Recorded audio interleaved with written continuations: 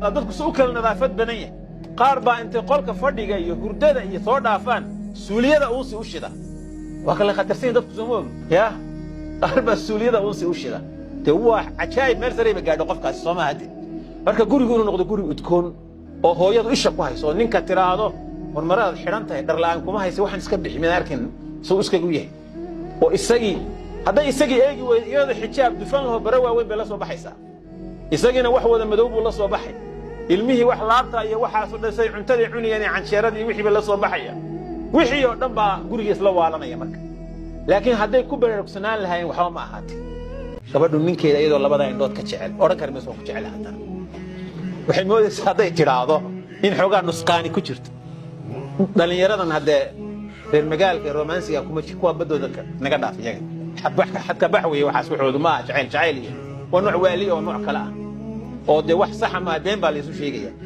dadka waaweyn rasmiga aan ka hadlayaan waxaan leeyahay in runta la isu sheego islaantu waa bashar bani aadam oo dad bay dhex degantahay marba firimo kale inta loo soo shido iyadoo maskaxdu buuxday ku imanaysa waa inaad wixii khaldan ka qubtay wax wacan ku shubtaa maskaxda odayga marmar buu kuwa intuu la sheekaystay waalayaan oo ku oranayaan islaanta dadkeedii ku dhex jirtaa kaba tahriib baa la dhahaya nin baa ku maqan adiga inuu tahriibaba looga soo sheegay ama afrikada gal oo islaanta iyo ka baxo soo shaqeysa la oranay ninkii laga qaad barag baa kixiyay guri waxa la rabaa nadaafad leh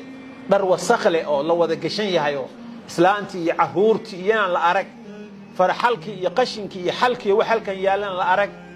dad soo shiiraya inaadu iska soo shiira waa caadi laakiin shiir de sandareer loo khatar ma meesha aanu ka dhicin Allah ma yidho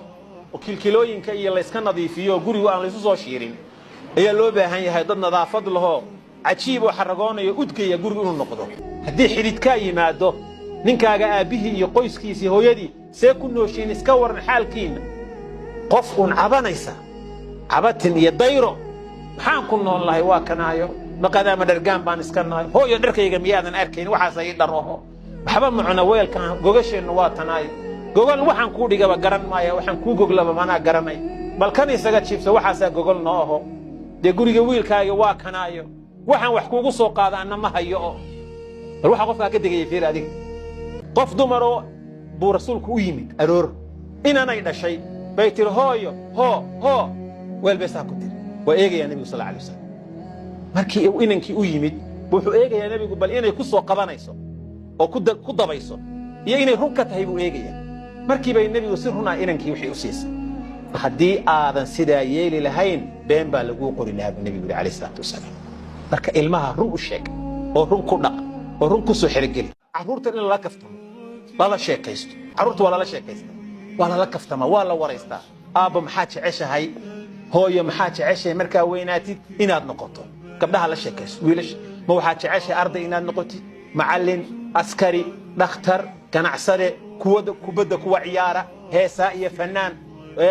maxaan ku raaba nin ugaadhsade ah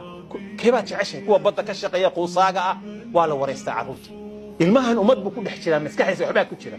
wax saxan hadduu ku sheegana ku dhiiri geli hadduu wax qaldan ku sheegana kaas waa xun yahay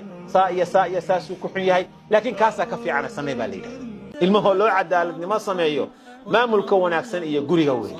aan caruurtii la isku hor caayin mid baa fahmad badan mid baa fahmadiisu hooseysa mid baa caruurta hunguri badan mid baan waxba cunno hunguri aan lahayn mid baa qaylo badan oo hadal badan